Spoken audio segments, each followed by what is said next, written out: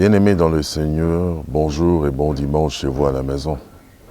Nous nous rencontrons encore dans le cadre de notre rendez-vous quotidien, dans notre rendez-vous hebdomadaire qui est celui de parler de Jésus-Christ. Jésus-Christ, celui qui règne au-dessus de toutes choses. Jésus-Christ qui a le dernier mot sur ta vie. Jésus-Christ qui a la dernière décision. Jésus-Christ qui siège à la droite de Dieu. C'est lui qui règne sur toutes choses. Sois béni là où tu es et que le Seigneur nous assiste dans ces rendez-vous dominicaux afin que la pensée de Dieu aujourd'hui dans ta vie puisse être d'une grande bénédiction. Seigneur, nous te recommandons ce moment entre tes mains. Nous avons besoin de ton amour, de ta grandeur. Nous avons besoin d'un cœur qui sera touché, qui comprendra quelle est ta volonté, qui va s'humilier, s'abaisser et rechercher ta face, afin que, Seigneur, l'œuvre de la croix puisse agir dans sa vie. Nous te consacrons cet instant. Nous voulons que tu puisses agir, que nous puissions disparaître, que tu puisses grandir, que nous puissions être petits, que tu puisses être glorifié et que nous soyons ignorés. C'est dans le nom précieux de ton Fils Jésus que nous avons ainsi prié. Nous te disons Amen. Ce dimanche, bien-aimé, j'ai envie de parler, de prêcher le Jésus-Christ. De dire combien il est bon, il est merveilleux. De prêcher sa parole afin qu'elle soit d'une grande bénédiction pour toi. Le thème d'aujourd'hui s'intitule « Es-tu prêt devant l'Éternel » Vous savez, beaucoup de gens disent « Jésus revient bientôt ». Il est là. Est-ce que quand nous disons cela, est-il vraiment prêt à recevoir Jésus afin que, si nous sommes aux yeux de ce Maître, nous puissions être trouvés comme des ouvriers irrépréhensibles, sans tache et qui n'ont à rougir de rien. Je veux te parler d'un chrétien qui écoutait le « Ainsi dit l'Éternel », un chrétien qui était dans la volonté de Dieu, un chrétien sur qui le choix de Dieu reposait, mais qui, à cause d'une petite erreur, a failli vers la fin. Le texte d'aujourd'hui, dans lequel nous allons parler, est en Josué, chapitre 7, verset 2, et nous pouvons arriver jusqu'au 7e verset. Nous commençons. Josué envoya de Jéricho des hommes vers Haï, qui est de Beth-Avan à l'orient de Bethel. Il leur dit, montez et explorez le pays. Et ces hommes montèrent et explorèrent Haï. Ils revinrent vers Josué et lui dirent, il est inutile de faire marcher tout le peuple. 2 ou 3 000 hommes suffiront pour battre. 2 ou 3 000 hommes suffiront pour battre Haï. Ne donne pas cette fatigue à tout le peuple, car ils sont en petit nombre. 3 000 hommes environ se mirent en marche, mais ils prirent la fuite devant les gens de Haï. Les gens d'Haï tuèrent environ 36 hommes. Ils les poursuivirent jusqu'à la porte, jusqu'à Shebarim. Ils les battirent à la descente. Le peuple fut consterné et perdit courage. Josué déchira ses vêtements et se prosterna jusqu'au soir, le visage contre terre devant l'arche de l'Éternel, lui et les anciens d'Israël. Et ils se couvrirent la tête de poussière. Josué dit, « Ah, Seigneur Jésus, Ah, Seigneur éternel, pourquoi as-tu fait passer le Jourdain à ce peuple pour nous livrer entre les mains des Amoréens et nous faire périr? Oh, si nous eussions su rester de l'autre côté du Jourdain. De grâce, Seigneur, que dirais-je après qu'Israël a tourné le dos devant ses ennemis ?» Nous ajoutons le 10 et le 11e verset. L'Éternel dit à Josué, « Lève-toi, pourquoi restes-tu ainsi couché sur ton visage? Israël a péché, ils ont transgressé mon alliance que je leur ai prescrite. Ils ont pris des choses dévouées par interdit. » Que Dieu te bénisse, bien-aimé. Bien-aimé dans le Seigneur, Pour comprendre l'histoire dont nous allons parler, rentrons un peu en arrière. Israël vient de battre Jéricho. Et lorsque Israël vient de gagner ce grand combat, il y a des corollaires et des préalables que Dieu avait donnés à Israël. Ils viennent de faire le tour de la ville une fois par jour pendant 6 jours. Et le 7e jour, ils le font tel que Dieu leur a demandé de faire. Mais le Seigneur ajoute, lorsque vous sonnerez de la trompette et que la muraille va s'écrouler, entrez dans Jéricho, tout ce que vous allez rencontrer, dévouez-les par interdit. Ne laissez âmes qui vivent, à part Rahab qui avait la recommandation d'être sauvé. Israël entre. Mais lorsqu'Israël entre à l'intérieur, que fait Israël? Israël exécute très bien la mission de Dieu. Il se trouve dans la tribu de Juda un homme qui s'appelle Akam, fils de Zabdi, fils de Kamri, qui entre dans une maison qui trouve un manteau de chinéar à un lingot d'or. Il fait même base sur cette richesse. Il part avec. Je comprends une chose. Dans chaque combat que tu as, dans chaque combat que j'ai, l'Éternel donne toujours une recommandation afin qu'il puisse être victorieux. À certains, il dira mange, à d'autres, il dira ne mange pas. À d'autres, il dira vas-y, à d'autres, il dira ne va pas. Ce n'est pas pour autant qu'à toi qu'on a dit ne mange pas, que tu viens dire que tout est sanctifié par la prière. Quand Dieu dit ne mange pas, il connaît le pourquoi. Il sait pourquoi il t'interdit de manger. Israël avait 7 interdits. Lorsqu'Israël entre en Haï, un enfant d'Israël fait même base sur cette richesse. Notre Dieu est aussi un feu dévorant. Bien-aimé, si tu veux aller, si tu veux marcher avec le Seigneur, la plus grande des choses, il faut faire quoi? Il faut respecter les interdits dans lesquels le Seigneur te met.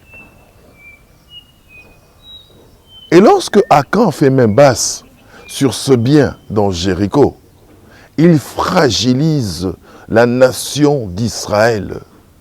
Le péché, je parlerai du péché aujourd'hui, le péché fragilise la vie d'un chrétien. Quand tu vis dans le péché, certains combats qui sont censés être faibles devant toi vont te résister. Écoutez, la Bible est claire. Elle dit les pécheurs n'hériteront pas du royaume des cieux. Nous devons chercher le royaume des cieux et par-dessus tout sa justice. 1 Jean 3,8 dit « Celui qui pêche n'est pas de Dieu, parce que le Fils de l'homme a paru dans le monde afin de détruire les œuvres du diable. » Lorsque tu vis avec Jésus-Christ, apprends à ne pas partager ta vie avec d'autres divinités. Aujourd'hui, nous avons des gens qui viennent dans l'église. Aujourd'hui, nous avons des gens qui prétendent servir Dieu, et même qui servent Dieu depuis des années. Mais il faut se demander à un certain moment, est-ce que le vieil homme et le nouvel homme sont-ils compatibles? Ou c'est juste un changement d'appellation, mais l'identité est toujours la même? La Bible dit, on ne se moque pas de Dieu. Ce que l'homme sème, c'est aussi ce qu'il moissonnera. Quand quelqu'un vit dans les péchés, même les combats les plus simples ne lui obéissent plus. Israël tombe devant Haï, une toute petite ville. Josué y envoie des espions. Il leur dit, allez espionner cette ville et venez nous faire un rapport afin que nous puissions voir de quelle manière nous allons aborder ce combat. Israël part, espionne. Ils se disent, non, non, c'est une petite ville. Ne fais pas fatiguer le peuple, juste un petit nombre va faire tomber cette ville. Eh oui, devant cette petite ville, c'est là où Israël est tombé. Pourquoi? Parce qu'à Akan, une seule personne était entrée dans le péché. Elle avait brisé l'interdit. Elle a pris ce que Dieu n'a pas voulu qu'Israël puisse prendre. Bien-aimé, le péché a cette capacité de te rendre faible devant l'adversaire. Je disais qu'Akan avait fait main basse. À cause d'Akan, toute la nation d'Israël était en souffrance. Devant un petit peuple, 36 personnes tuées. Devant un petit combat, certaines choses vont te résister. Tu vas voir même dans la maison, certaines facilités que les chrétiens sont censés avoir. Tu ne les as pas. Tu as peur de certaines choses. Tu as peur de certains combats parce que tu vis dans le péché. Écoute bien aimé, Jésus-Christ n'est pas une quinine ou je ne sais pas que disais-je, une aspirine. Après avoir vécu une vie qui est en opposition avec Dieu, et les soirs quand tu vas dormir, tu te rends compte qu'il y a des chats qui nagent, qui marchent sur ta toiture. Ou encore qu'il y a un oncle sorcier qui t'a dit, tu vas voir. Alors à ce moment-là, à 21h en train de commencer, Jésus aide-moi, Jésus assiste-moi. Non, il ne va pas t'aider, ce n'est pas une sentinelle. Nous faisons de Jésus-Christ un mode de vie. À cause d'une seule personne, tout un peuple a été fragilisé. 36 personnes tuées, 36 pères de famille qui sont morts. Certaines choses n'évoluent pas dans ton couple. Certaines choses n'évoluent pas dans tes projets. Pourquoi? Parce que tu vis dans le péché. L'autre jour, je disais à mes enfants, lors d'une prédication, en disant, tu vois comment tes enfants sont malades dans la maison. Tu vois comment les finances deviennent compliquées. Tu sais à côté que tu as une vie de péché. Mais tu te permets même de dire, c'est Satan qui m'a tenté. Écoute, Satan ne tente personne. Dans une action, la dernière décision t'appartient à toi et toi seul. Quand tu sors, tu dis à cette fille-là, on va se voir à l'hôtel sur avenue Mouchi, à l'hôtel Intel. Quand tu es en train de partir, tu prends le taxi, c'est toujours Satan. Quand tu arrives à l'hôtel, tu réserves la chambre, tu dis au monsieur qui est le chef ou je ne sais pas le maître d'hôtel, passons par derrière, avant nous risquons d'être vus. C'est toujours Satan. Quand tu entres dans la chambre, tu ouvres la chemise et tu dis à la fille, avance de ce côté-ci. C'est toujours Satan. Bien aimé, quand nous faisons certaines choses, il y a notre volonté aussi qui est engagée. Akan avait entendu comment Dieu avait dit, ne touchez pas à ce qui est dévoué à l'interdit. Mais Akan namutu makas, azui. Et Dieu n'aime pas les gens qui désobéissent volontairement à sa parole. Akan avait vu la mer rouge. Akan avait vu la colonne de feu la nuit. Akan avait vu la nuée le jour. Mais Akan, ce jour-là, s'est permis de faire quoi? D'aller à l'encontre de ce que l'Éternel était en train de dire. Ce genre de personnes, Paul dit en hébreu, il aurait fallu même qu'ils ne fussent pas nés. Ils sont semblables à qui? Ils sont semblables à la truie qui retourne à son bourbier et au chien qui retourne à ses vomissements. Il fallait qu'on prenne une grande meule et qu'on le jette dans la mer afin qu'il puisse y rester. Il ajoute encore, bien-aimés, ne prenez pas la grâce de notre Seigneur Jésus-Christ pour une faiblesse. C'est que Dieu veut, à travers sa patience, qu'un grand nombre de gens puissent arriver à repentance. Si Dieu, dans ce péché que tu es en train de faire, ne permet pas qu'on puisse t'arrêter, ne permet pas qu'on puisse te saisir, ne permet pas qu'on puisse te frapper, c'est quoi? Et Dieu, patiente, il te donne encore l'occasion de te repentir. Pour toi, que ce ne soit pas un triomphe, mais plutôt une occasion de te dire, Seigneur, pardonne-moi. Israël rentre. Israël rentre. Et lorsqu'Israël rentre au camp, Josué déchire ses vêtements. Le sacrificateur est abattu. Le sacrificateur est fatigué. Le sacrificateur est en train de pleurer. Il dit, qu'est-ce qui ne va pas? Combien de pasteurs, combien d'hommes de Dieu en train d'encadrer aujourd'hui des enfants, leur prodiguant de conseils, mais ces enfants savent ce qu'ils ont fait. Le grand problème, pose-toi la question, est-ce toi Ou bien dans l'église où tu es. Non, non, les pasteurs ne voient pas. Et même certains chrétiens vont plus loin. Quand tu leur dis, sœur, je te vois dans un hôtel où tu es en train de faire ceci. Sœur, je te vois, tu as volé telle chose. Elle dit, pasteur Amonaka, sœur, tu viens tester l'homme de Dieu à l'église. Tu sais ce que tu as fait. Et le comble aujourd'hui, les chrétiens veulent qu'on leur prophétise sur leurs péchés. Non, ne tentons pas Dieu. Ce que tu fais te mènera à la mort. Parce que l'apôtre Paul dit en Romains chapitre 5 que le salaire du péché, c'est la mort. Mais le don gratuit de Dieu, c'est la vie éternelle. Il faut avoir quand même un cœur repentant. Josué s'est mis à pleurer. La personne qui a volé, assise, en train de voir le corps de 36 personnes étalées, elle est là calme. 36 pères de famille, c'est toute une tribu, c'est tout un pays, c'est toute une ville, c'est tout un village.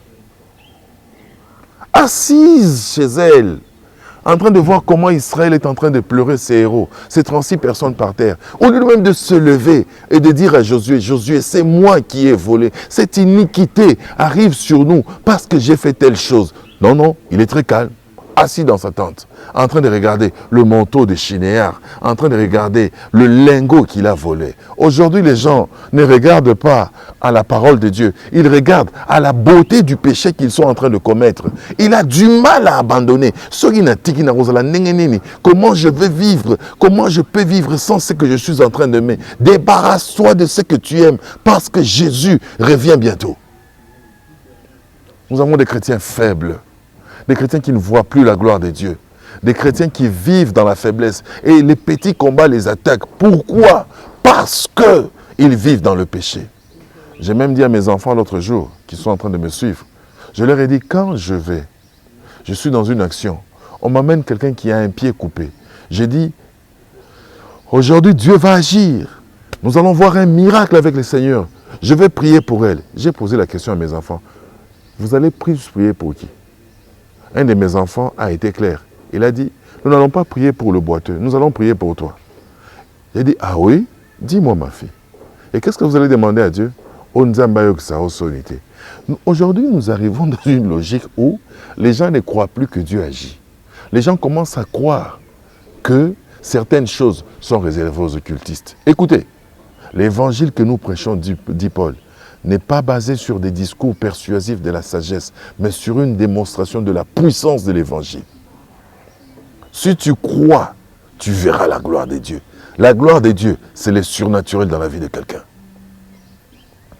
Akan assis, il laisse le sacrificateur Josué déchirer ses vêtements. Écoutez, bien-aimé, n'endurcis pas ton cœur. Il laisse le sacrificateur pleurer, se revêtir de la cendre avec les anciens, en train de crier devant l'Éternel. Akan est assis, il est calme, il est peinard, sachant et connaissant quel est le péché qu'il avait déjà fait. Combien d'Akan nous avons aujourd'hui dans les églises? Pasteur Azal Sunamotote, Pasteur Amonakate, regarde-toi toi-même. Est-ce que là où tu es, tu crains le Seigneur? Regarde-toi là où tu es. Est-ce que là où tu es, tu marches dans la parole de Dieu? Écoutez, la Bible dit qu'il y ait des dons, qu'il y ait des prophéties. Elles cesseront. Alléluia, alléluia. Une seule chose ne passera pas, c'est la parole de Dieu. Les charismes avec lesquels Dieu nous accompagne, afin de prouver que nous sommes ses serviteurs, oui, ils passeront. Mais la parole de Dieu ne passera pas. Hommes de Dieu, craignons Dieu. Enfants de Dieu, craignons Dieu. Enlevons l'ignominie, l'apostasie et même le mal dans l'église. Si aujourd'hui Dieu devient faible, c'est parce que le péché s'est installé. Je me souviens à l'époque, lorsque nous avons cru au Seigneur, nous languissions d'aller à l'église. Quand on dit va à l'église, c'est le surnaturel qui se manifestait. J'ai vu des patriarches aller avec eux à la montagne, en train de chanter dans un taxibus. On va prier à la montagne, mais l'Esprit de Dieu s'est répandre sur l'avenue. Et les gens parlaient en langue à notre passage. Aujourd'hui, quand tu le fais, on te dit à Zanakissi, non. Dieu est devenu faible, Dieu n'est plus fort. Pourquoi? Parce que l'Église actuelle vit dans le péché. Écoute, Dieu n'est pas un ami. Encore moins, il n'est pas un camarade.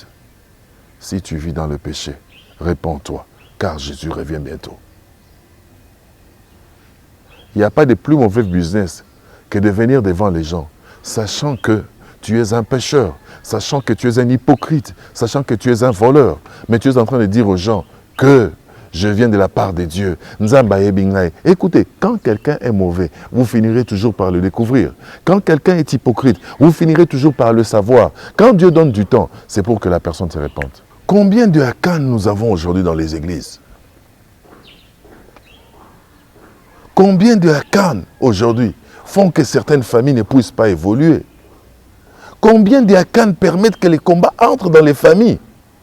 Tu sais que certaines choses que ta maison est en train de traverser, c'est dû à ton comportement. Mais tu es là chaque jour à dire, Dieu va nous aider, Dieu va nous assister. Dieu ne bénit pas dans la saleté. Dieu n'assiste pas celui qui ne s'est pas encore lavé. Bien-aimé, répands-toi. Surtout nous les hommes de Dieu. Aujourd'hui, je vais toucher un peu sur les hommes de Dieu. Nous sommes devenus des sujets par lesquels les gens ne croient plus au Seigneur. Nous appelons les gens vers nos bêtises. Mais, qu'est-ce que nous faisons? Nous ne présentons plus Jésus-Christ. Homme de Dieu, vis dans l'humilité. Je te parle à toi. Homme de Dieu, apprends à vivre dans l'humilité. Écoute, nous sommes des domestiques à qui Dieu a laissé la garde de ses enfants. Mais aujourd'hui, il s'est fait que le domestique, quand le maître de la maison part, il prend ses pieds et les met sur la table et commence à envoyer les enfants à travailler pour lui. Non, réponds-toi, reviens vers Jésus-Christ. Ce que j'ai contre toi, dit Jésus, c'est que tu as abandonné ton premier amour. Alléluia. Aujourd'hui, j'apprends, on me dira par certains enfants, qu'il y a même des hommes de Dieu qui prennent le temps de critiquer les autres par rapport à ce qu'ils sont en train de faire. Écoutez, Dieu n'est pas terrible, il n'est pas tellement exceptionnel. Quand tu marches dans sa crainte, quand tu marches dans sa parole, Dieu devient ton ami. Et certaines choses que tu trouves surnaturelles, le surnaturel fera partie de ton quotidien. La Bible dit, « Oh, toi qui prêches, tu seras doublement jugé par rapport à ceux à qui tu parles. » Es-tu vraiment sérieux quand tu prêches la puissance du Christ, quand tu dis aux gens d'abandonner le mal, mais que toi-même tu vis dans ce mal? Non, c'est paradoxal, ça ne va pas. Sache que cette parole que tu prêches est un jugement par rapport à ta vie. Abandonne le mal et reviens à Jésus-Christ. Cette maladie qu'il y a dans ta maison, ce problème qu'il y a dans ta maison, est-ce que ce n'est pas dû à ce comportement extérieur que tu as, à cette double vie que tu es en train de mener? Réponds-toi. Jésus a besoin de toi. Maman, réponds-toi. Papa, réponds-toi. Enfant, réponds-toi. Jésus revient bientôt. N'oublions jamais cet évangile. À cause du péché qu'Akan avait fait, il y a eu 36 personnes qui étaient étalées par terre. Le sang de toutes ces personnes devait retomber sur la tête d'Akan. Au lieu de se repentir, il laisse Josué entrer en prière, se mettre sous la cendre, déchirer ses vêtements. Dieu, quand tu l'invoques, quand tu l'appelles dans ta vie, Dieu parle toujours. Dieu dit à Josué, lève-toi, porte tes vêtements. Si Israël souffre, c'est parce qu'Israël a touché à ce qui était interdit. Si tu es en train de souffrir, c'est parce que tu as touché à l'interdit. Ésaïe 56 dit que l'homme d'iniquité abandonne ses voies, qu'il revienne à l'Éternel notre Dieu qui ne se lasse pas de pardonner. Le grand problème, tu t'es fatigué de demander pardon, mais Dieu ne s'est pas encore fatigué de te pardonner. Ce péché-là qui est devenu comme ton grand frère, qui est devenu comme ton époux, chaque fois qu'il vient, tu ne sais même plus lui résister. Tu as les bras ballants, tu le regardes et tu lui dis, tu es là. Il dit, oui, je suis là. Prends le temps de demander à Dieu, Seigneur, enlève-moi la racine de ce péché. Il dit, qu'a-t-il fait? Il dit, Israël a touché à ce qui était interdit. Appelle le peuple devant toi. Un moment très bon, afin qu'Akan, à ce moment-là, puisse dire, Josué, pardonne-moi, c'est moi. Il a laissé d'abord tout le peuple se rassembler. Et on a commencé à tirer au sort famille par famille. On a commencé d'abord par tribu par tribu. Ils étaient à 12. Et Akan était là, endurci dans son péché. Je suppose que les 36 cadavres étaient déjà à côté. Mais Akan assis, peut-être en train de prendre son petit verre de jus, en train d'attendre, et même de commenter avec les autres. Non, mais les 36 sont morts, j'étais avec lui à la guerre hier, ils s'étaient bien battus. Quel endurcissement, chers chrétiens. Nous venons, abandonnons ce que nous faisons, qui ne plaît pas à Dieu. Tu vois comment tu es calme devant la caméra, tu ne sais même plus parler. Tu es en train de passer en revue les péchés que tu es en train de commettre, tes péchés chéris, que tu as toujours dit, je vais abandonner. Je vais abandonner. Ça fait 8 ans, ça fait 9 ans, ça fait 10 ans. Tu ne les abandonnes pas. Pour la petite histoire, je vais vous dire quelque chose. Je crois que j'ai déjà parlé à mon fils Gloire qui m'écoute là-bas, de ce témoignage. J'étais chrétien et même interprète dans l'église, mais je vivais dans l'hypocrisie. Un jour, à Lubumbashi, avant d'arriver au niveau de Texaco, quand tu sors du centre-ville, après le carrefour, à l'époque, c'était vers les années 99-2000, il y avait des terrasses. J'étais serviteur de Dieu, mais hypocrite. Je me suis mis à la terrasse. Sur ma petite table, j'avais pris un Fanta, un gros Fanta. Et à côté, il y avait une bouteille de bière que j'avais ouverte. En fait, si quelqu'un regardait, il allait voir le Fanta et la bouteille de bière, c'est dire que non, papa est en train de prendre son petit Fanta. Et la bouteille de bière, celui qui la prend, la chaise est vide, sûrement qu'il est allé se soulager. En train de boire calmement et de faire semblant. C'est que tu caches. Un jour, on va le découvrir. Arrête l'hypocrisie. Ce jour-là, il y a une maman à l'église, mère de 3 enfants, qui était en train de partir pour balayer l'église. Et cette maman avait une caractéristique. Nous savions qu'elle parlait beaucoup. Je regarde à gauche, je regarde à droite, je ne vois personne.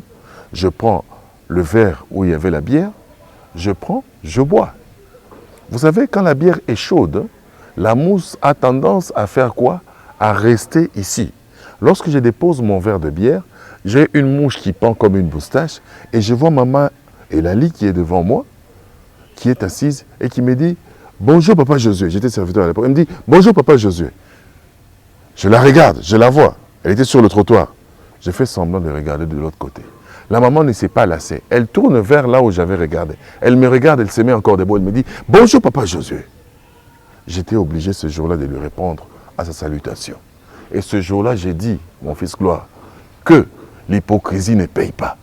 Pourquoi pour ce que j'aime, dois-je être un esclave par rapport aux autres? Et c'est le jour où j'ai abandonné la bière. Je servais le Seigneur, mais j'avais une double vie. Toi qui sers le Seigneur, laisse cette double vie que tu as. Quand Dieu ne t'expose pas, Dieu encore garde le secret. Il a encore compassion de toi. Un jour viendra où Dieu va t'exposer. Et ce jour-là, Dieu a exposé Akan. La tribu de Juda fut tirée au sort. Et famille par famille, on tomba sur la famille des Abdi, la famille de Camré, et on tira Akan. Vois d'abord tout le travail qu'il donne au sacrificateur. Il aurait même pu se dénoncer. Jésus lui pose la question, il dit, « Rends gloire à Dieu, mon fils. Qu'as-tu fait? Non, j'ai pris, j'ai subtilisé. Non, non, frère, n'arrive pas au niveau où les gens commencent à mettre la pression sur toi pour que tu puisses confesser ce que tu as fait. Arrive à un niveau où la repentance est sincère. Elle n'est même pas forcée. » Et ce jour-là, Akan a connu son sort. Lui, sa famille et ses enfants sont morts. Le péché que tu commets peut faire tuer et ta femme et tes enfants. En ce dimanche, je viens vers toi. Tu sais que tu as commis un mal. Tu sais que tu as un péché qui domine en toi. 20 ans, 15 ans dans le christianisme, mais ce péché est bel et bien présent. Mets-toi à genoux là où tu es. Dis au Seigneur Jésus ceci et répète après moi. Seigneur Jésus, pardonne-moi. Je n'ai pas honoré ta parole. Je n'ai pas respecté tes prescrits et tes commandements. J'ai vécu une double vie dans ta présence. Je viens vers toi.